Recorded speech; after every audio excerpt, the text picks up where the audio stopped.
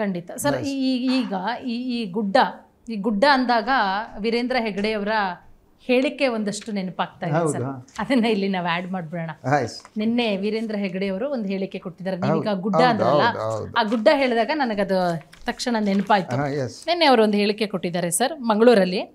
ಎತ್ತರದ ಬೆಟ್ಟದಲ್ಲಿ ನೀರು ನಿಲ್ಲೋದಿಲ್ಲ, ಹಾಗೆ ಎಲ್ಲ ಕಷ್ಟಗಳು ಜಾರು ಹೋಗುತ್ತೆ.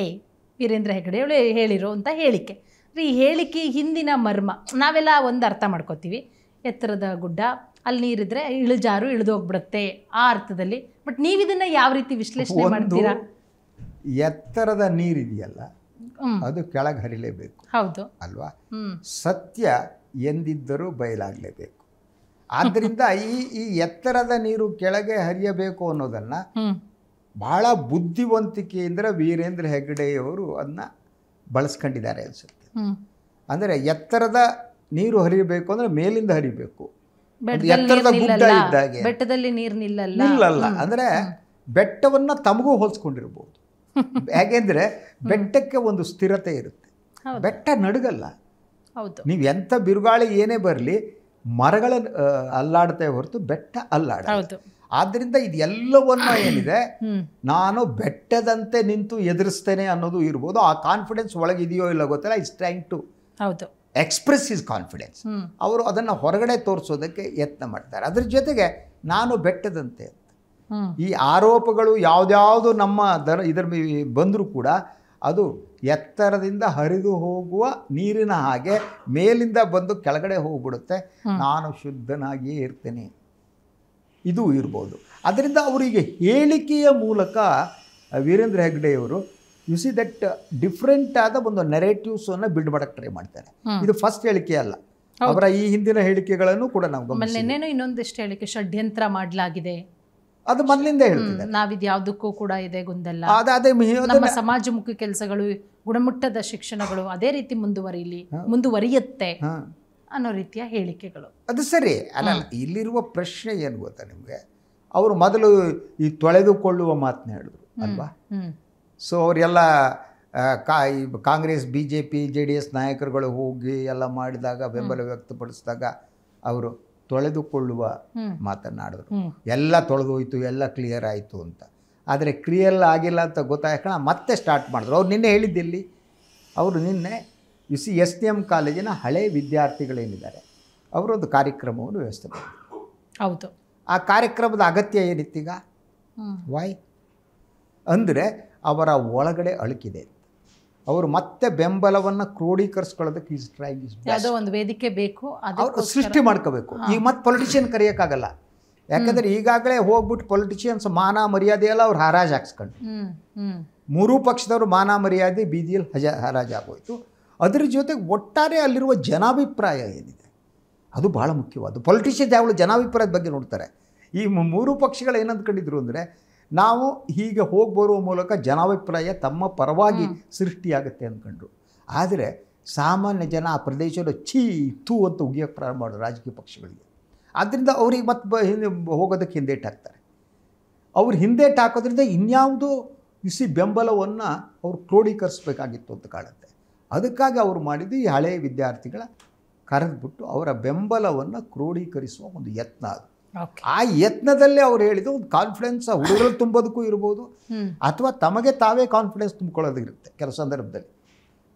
ಅದರಿಂದ ತಮಗೆ ತಾವೇ ಕಾನ್ಫಿಡೆನ್ಸ್ ತುಂಬಿಕೊಳ್ಳೋದಕ್ಕೆ ಅವರು ಬೆಟ್ಟದ ಮೇಲೆ ನೀರು ಹರಿದಂಗೆಲ್ಲ ಹರಿದೋಗುತ್ತೆ ಹೆದರಬೇಡಿ, ಇದೆಲ್ಲ ಕ್ಲೀಶೆ. ಇದು ಕ್ಲೀಶೆ ಅಂತಾರೆ. ಇಂಥ ಸ್ಟೇಟ್ಮೆಂಟ್ಗಳು ವರ್ಕೌಟ್ ಆಗಲ್ಲ. ಬಟ್ ಅವರು ಇರುವ ಐ ಕ್ಯಾನ್ ಅಂಡರ್ಸ್ಟ್ಯಾಂಡ್. ಈ ವಯಸ್ಸಾಗ್ತಾ ಇದೆ, ಮೊದಲಿರುವ ಶಕ್ತಿ ಇರಲ್ಲ ನೋಡಿ, ನಡೆಯೋದು ಕೂಡ ಮೊದಲ ರೀತಿ ನಡೆಯೋಕ್ಕಾಗಲ್ಲ. ಮತ್ತು ಮನುಷ್ಯನಿಗೆ ವಯಸ್ಸಾದಂಗೆ ಇತಿಹಾಸ ಹಾಂಟ್ ಮಾಡ್ತಿರುತ್ತೆ ಪೂರ್ಣಿಮಾ.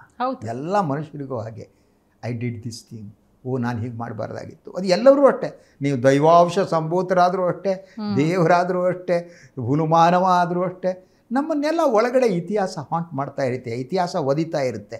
ಅದಕ್ಕೆ ಹೊರಗೆ ಬರೋದಕ್ಕೆ ಬೇರೆ ಬೇರೆ ರೂಪಗಳನ್ನು, ಬೇರೆ ಬೇರೆ ಸ್ಟ್ಯಾಂಡ್ಗಳನ್ನು ತಗೋಬೇಕಾಗುತ್ತೆ.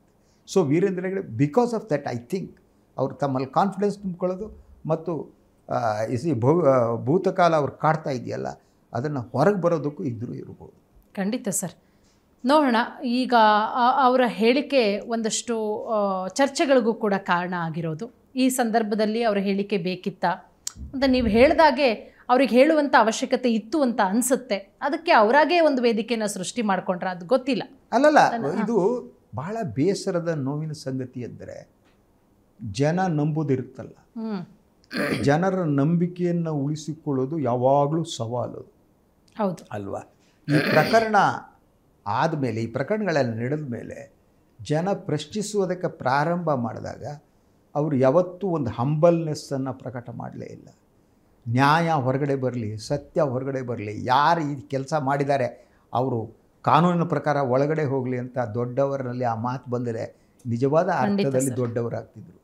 ಯಾರೇ ತಪ್ಪಿತಸ್ಥರಾಗಲಿ, ನನ್ನವರಾಗಲಿ, ನನಗೆ ಗೊತ್ತಿದ್ದವರಾಗಲಿ, ನಮ್ಮ ಭಕ್ತರಾಗಲಿ, ನಮ್ಮ ಏರಿಯಾದ ಜನ ಆಗಲಿ, ನನ್ನ ಕಮ್ಯುನಿಟಿಯವರಾಗಲಿ, ಯಾರೇ ತಪ್ಪು ಮಾಡಲಿ ಅವರು ಕಾನೂನನ್ನು ಎದುರಿಸಲೇಬೇಕು, ಒಳಗೆ ಹೋಗಬೇಕು ಅಂತ ಹೇಳಿದರೆ ಆವಾಗ ನಿಜವಾದ ಅರ್ಥದಲ್ಲಿ ಅವರು ದೊಡ್ಡವರಾಗ್ತಿದ್ರು. ಆದರೆ ಅವರು ಅದನ್ನು ಮಾಡಲೇ ಇಲ್ಲ. ಅವರು ಪ್ರತಿ ಹಂತದಲ್ಲೂ ಕೂಡ ನಮ್ಮ ಹೆಸರನ್ನು ಹಾಳು ಮಾಡಲಾಗ್ತಾ ಇದೆ, ಕ್ಷೇತ್ರದ ಹೆಸರನ್ನು ಹಾಳು ಮಾಡಲಾಗ್ತಾ ಇದೆ, ಇನ್ನೊಂದು ಹೆಸರನ್ನು ಹಾಳು ಮಾಡಲಾಗ್ತಾ ಇದೆ. ಈ ರೀತಿ ಹೇಳಿಕೆಯನ್ನು ನೀಡ್ತಾ ಇಡೀ ಯಾವುದೋ ಕ್ರಿಮಿನಲ್ ಆ್ಯಕ್ಟಿವಿಟೀಸಿಗೆ ಧಾರ್ಮಿಕ ಆಯಾಮವನ್ನು ಕೊಡೋದಕ್ಕೆ ಟ್ರೈ ಮಾಡೋದು. It is A crime. U C, criminal activity is A different thing. Religion ಅದಕ್ಕೆ ಸಂಬಂಧ ಇಲ್ಲ. ಆದರೆ ಇವರು ಆ ರಿಲಿಜನನ್ನು ಹೇಗೆ ಬಳಸ್ಕೋತಾರೆ ಅನ್ನೋದಕ್ಕೆ ಸಿಂಪಲಿ ಇನ್ನೊಂದು ಉದಾಹರಣೆ ಕೊಡ್ತೀನಿ. ನೀವು ಅದು ಇವತ್ತಿನ ಪತ್ರಿಕೆಗಳಲ್ಲಿ ನೋಡಿರ್ಬೋದು. ಜೈನ ಸ್ವಾಮೀಜಿ ಒಬ್ಬರು ಹುಬ್ಬಳ್ಳಿ ಗುಣಧರಾನಂದನ ಅವರೊಂದು ಹೇಳಿಕೆ ಕೊಡ್ತಾರೆ. ಈ ಜನಗಣತಿಯ ಸಂದರ್ಭದಲ್ಲಿ ಯಾರೂ ಕೂಡ ಜೈನರು ಹಿಂದೂ ಅಂತ ಬಳಸಬೇಡಿ, ಬರೀ ಜೈನ ಅಂತ ಹಾಕಿ ಜೈನ ಧರ್ಮ ಪ್ರತ್ಯೇಕ ಧರ್ಮ ಅಂತಾರೆ. ಹಾಗಿದ್ರೆ ಜೈನ ಧರ್ಮ ಪ್ರತ್ಯೇಕ ಧರ್ಮವಾಗಿದ್ದರೆ ಹಿಂದೂ ದೇವಸ್ಥಾನವನ್ನು ಹೇಗೆ ಜೈನ ಧರ್ಮೀಯರು ನಿರ್ವಹಣೆ ನಡೆಸ್ತಾರೆ? ಜೈನ ಧರ್ಮ ಪ್ರತ್ಯೇಕ ಧರ್ಮ ಆಗಿದ್ದರೆ ಹಿಂದೂ ಧರ್ಮ ದೇವಸ್ಥಾನ ಅವ್ರು ನಡೆಸ್ತಾರೆ ಅಂದರೆ ನಾಳೆ ಮುಸ್ಲಿಮರು ಕ್ರಿಶ್ಚಿಯನ್ರು ಅದನ್ನು ನಿರ್ವಹಣೆ ಮಾಡ್ತಾರೆ ಅಂತ ಅಂದರೆ ಅದಕ್ಕೇನು ಉತ್ತರ ಕೊಡ್ತೀರಿ ನೀವು? ಹೌದು, this is A double game. ಅಂದರೆ ನೀವು ರಾಜಕೀಯ ಲಾಭಕ್ಕಾಗಿ ನೀವು ಜೈನಿಸಮನ್ನು ನಿಮ್ಮ ಗುರುಗಳು ಅದು ಪ್ರತ್ಯೇಕ ಧರ್ಮ ಅಂತಾರೆ. ಆದರೆ ನಿಮ್ಮ ಕನೆಕ್ಷನ್ ಇರೋದಿಲ್ಲಿ ಹಿಂದೂ ಅಂತ ಬರಿಬೇಡಿ ಅಂತಾರೆ. ಇವತ್ತು ಪತ್ರಿಕೆ ನೋಡಿ, ನೀವು ಯಾರು ಗಣತಿಯ ಸಂದರ್ಭದಲ್ಲಿ ಹಿಂದೂ ಅಂತ ಬರೀಕೊಡೋದು, ಕೇವಲ ಜೈನ್ ಅಂತ ಬರೀಬೇಕು, ಜೈನ್ ಪ್ರತ್ಯೇಕ ಧರ್ಮ ಅಂತಾರೆ. ಹಾಗಿದ್ದರೆ ಈ ಧರ್ಮಸ್ಥಳದ ದೇವಾಲಯವನ್ನು ಇನ್ನೊಂದು ಧರ್ಮದವರು ಏನು, ನಂದೇನು ಆಕ್ಷೇಪ ಇಲ್ಲ ಅದಕ್ಕೆ. I am personally I don't believe all these things, but I am questioning to the ಯಾರು ಈ ಹಿಂದುತ್ವದ ಆ್ಯಕ್ಟಿವಿಸ್ಟ್ ಇದ್ದಾರೆ, ಯಾರು ಇದನ್ನು ಬೇರೆ ಬೇರೆ ಕಾರಣಕ್ಕೆ ಬಳಸ್ಕೊತಾರೆ, ಯಾರು ಅಲ್ಲಿ ನಡೆಯುವ ಹತ್ಯಾಕಾಂಡವನ್ನು ಡಿಫೆಂಡ್ ಮಾಡ್ತಾರೆ, ಅವ್ರಿಗೆ ಕೇಳ್ತೀನಿ, ಅಲ್ರಯ್ಯ ನಿಮ್ಮ ದೇವಸ್ಥಾನವನ್ನು ಜೈನ ಪ್ರತ್ಯೇಕ ಧರ್ಮ ಅಂತಾನೆ, ನಾವು ಹಿಂದೂ ಅಲ್ಲ ಅಂತಾನೆ, ಅವರು ನಿರ್ವಹಿಸ್ಬೋದು ಅದು ಆದರೂ ಅಂತಾದರೆ ಈಗ ನಾಳೆ ಬೇರೆ ಧರ್ಮದವರು ನಿರ್ವಹಿಸ್ಬೋದು ಅನ್ನೋದು ಬಂತಲ್ಲ, ಅದಕ್ಕೆ ನಿಮ್ಮ ಉತ್ತರ ಏನು, ನಿಮ್ಮ ಡಿಫೆನ್ಸ್ ಏನು? Exactly correct sir. That is the thing. ಅಂದರೆ ಆ ಸಮಯಕ್ಕೆ ತಕ್ಕಂತ ಅಂದರೆ ಇದಕ್ಕಿನ್ನೂ ನೀವು ಡೀಪಾಗಿ ನೋಡೋಕೆ ಹೋದರೆ ನಿಮಗೆ ಮಂಜುನಾಥ ಯಾಕೆ ಬೇಕು ಅಂದರೆ ನಿಮ್ಮ ವ್ಯವಹಾರ ವಹಿವಾಟುಗಳಿಗೆ ನೀವು ಮಂಜುನಾಥನನ್ನು ಅಣ್ಣಪ್ಪನ ಬಳಸ್ಕೊತಿದ್ದೀರಿ. ನನಗೆ ನಿನ್ನೆ ಯಾರೋ ಹೋದ್ರು, ನನಗೆ ಗೊತ್ತಿಲ್ಲ, ಸಬ್ಜೆಕ್ಟ್ ಟು ಕರೆಕ್ಷನ್. ಬಿಸಿ ಅವರ ಮನೆಯಲ್ಲಿ ಎಲ್ಲೂ ಕೂಡ ಮಂಜುನಾಥನ ಫೋಟೋ ಇಲ್ಲಂತೆ. ನನಗೆ ಗೊತ್ತಿಲ್ಲ, ನಾನು ಅವ್ರ ಮನೆ ನೋಡಿಲ್ಲ. ನಾನು ಒಂದು ಸಲ ಹೋಗಿದ್ದೆ, ಗಮನಿಸಿಲ್ಲ ನಾನು. ಅದು ಮುಖ್ಯಮಂತ್ರಿಗಳ ಜೊತೆ ಹಿಂದೆ ಅವರೊಬ್ಬರು ಮುಖ್ಯಮಂತ್ರಿಗಳು ನನ್ನ ಕರ್ಕೊಂಡು ಹೋಗಿದ್ರು, ಅವ್ರ ಮನೆಗೆ ಹೋಗಿದ್ದೆ. ಅವಳು ನಾನೇನು ಫೋಟೋ ಕಂಡಿಲ್ಲ, ನಾನು ನೋಡಿಲ್ಲ. But somebody told me, sir ಈಗಲೂ ಕೂಡ ಅವ್ರ ಮನೆಯಲ್ಲಿ ಯು ಸಿ ದಟ್ ಮಂಜುನಾಥನಾಗಲಿ ಅಣ್ಣಪ್ಪ ಸ್ವಾಮಿಯ ಫೋಟೋ ಹಾಕಿಲ್ಲ ಅವರು. ಅಂದರೆ ಅವರಿಗೆ ಅಣ್ಣಪ್ಪ ಸ್ವಾಮಿ ಮತ್ತು ಮಂಜುನಾಥ ಅವರ ನಂಬಿಕೆ ಅಲ್ಲ ಅನ್ನೋದಾದರೆ, ಅವರ ನಂಬಿಕೆ ಅಲ್ಲದಿದ್ದರೆ ಅದರ ಧರ್ಮಾಧಿಕಾರಿಯಾಗುವುದು ಹೇಗೆ ಸಾಧ್ಯ? ನಮಗೆ ನಂಬಿಕೆ ಬೇಕು ಅಂತ. ನಮಗೆ ನಂಬಿಕೆ ಇಲ್ಲ ಅಂದರೆ ನಾವು ಅದರ ವ್ಯವಹಾರ ಸಂಬಂಧ ಇಲ್ಲ. ನನಗೆ ನಂಬಿಕೆ ಇಲ್ಲ, ನನಗೆ ಐ ಆಮ್ ಲೀಸ್ಟ್ ಫಾದರ್, ನನಗೇನು ದೇವಸ್ಥಾನದ ನಿರ್ವಹಣೆ ಬೇಕಾದ್ರೆ I don't believe. I believe in a super power, not all these things. ನಿಮಗೆ ನಂಬಿಕೆ ಇಲ್ಲ ಅಂತಂದರೆ how can you handle things? ನೀವು ಹೇಗೆ ನಡೀತೀರಿ? ಇಂಥ ಯು ಸಿ ದಟ್ ಭಾಳ ಸೂಕ್ಷ್ಮವಾದ ಪ್ರಶ್ನೆಗಳಿವೆ. ಸೊ ಅದರಿಂದ ನೀವು ಮಂಜುನಾಥ ಅಣ್ಣಪ್ಪ ದೇವರನ್ನ ಹೇಗೆ ಬಳಸ್ಕೊತೀರಿ ಹೇಳಿದ್ರೆ ಇಡೀ ಇದು ಅದು ಧಾರ್ಮಿಕ ಕ್ಷೇತ್ರವೇ ವ್ಯಾವಹಾರಿಕ ಕ್ಷೇತ್ರವೇ? ಈ ಪ್ರಶ್ನೆಗೆ ಉತ್ತರ ಬೇಕಲ್ವಾ? ಅಲ್ಲಿ ನಡೆಯುವುದೆಲ್ಲ ವ್ಯವಹಾರ ಅಂತಾದರೆ, ಅಲ್ಲಿ ಬಡ್ಡಿ ವ್ಯವಹಾರ, ಚಕ್ರಬಡ್ಡಿ ವ್ಯವಹಾರ ನಡೆಯುತ್ತೆ ಅಂತಾದರೆ, ಹುಂಡಿ ಹಣವನ್ನು ಚಕ್ರಬಡ್ಡಿಗೆ ನೀವು ಬಳಸ್ಕೊತೀರಿ ಅಂತಾದರೆ, ಮಂಜುನಾಥನ ಅಣ್ಣಪ್ಪ ದೇವರ ಹಣ ಏನಿದೆ ಅದು ನೀವು ಚಕ್ರಬಡ್ಡಿ ಕೊಡ್ತೀರಿ ಅಂತಾದರೆ ಅದು ಧರ್ಮ ಅಲ್ಲ, ವ್ಯವಹಾರ, ಬಿಸ್ನೆಸ್ ಅದು. ನೀವು ನಡೆಸೋ ಬಹುತೇಕ ಕಾಲೇಜುಗಳು ಶಿಕ್ಷಣ ಸಂಸ್ಥೆಗಳು ಏನು ಬಡವರಿಗಾಗಿ ನಡೆಸ್ತಿದ್ದೀರೋ? ಇಲ್ವಲ್ಲ. ಅದು ವ್ಯವಹಾರ. ಅಂದರೆ ಅಲ್ಲಿ ನಡೀತಿರುವುದು ಎಲ್ಲವೂ ವ್ಯವಹಾರ, ಇನ್ನೊಂದು ಕಡೆ ಕ್ರೈಮ್ ಅಂತ. ವ್ಯವಹಾರ ಮತ್ತು ಕ್ರೈಮ್ ಎಲ್ಲಿ ನಡೆಯುತ್ತೋ ಅಲ್ಲಿ ಧರ್ಮ ಇಲ್ಲ, ಧರ್ಮ ಹೊರಟೋಗುತ್ತೆ, ಧರ್ಮ ಮರೆಯಾಗಿ ಹೋಗ್ಬಿಡುತ್ತೆ ಅಲ್ವಾ?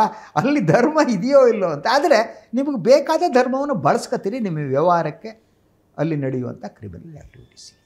ನೋಡೋಣ ಸರ್, ಈ ವಿಚಾರ, ಈ ಧರ್ಮಸ್ಥಳದ ವಿಚಾರ ಎಲ್ಲಿಗೆ ಹೋಗಿ ನಿಲ್ಲತ್ತೆ. ನಾವು ಕೂಡ ಒಂದು ತಾರ್ಕಿಕ ಅಂತ್ಯಕ್ಕೆ ವೆಯ್ಟ್ ಮಾಡ್ತಾ ಇದ್ದೀವಿ. ನೊಂದಂತಹ ಕುಟುಂಬಗಳಿಗೆ ನ್ಯಾಯ ಸಿಗಬೇಕು ಅನ್ನೋದು ನಮ್ಮ ಆಗ್ರಹ.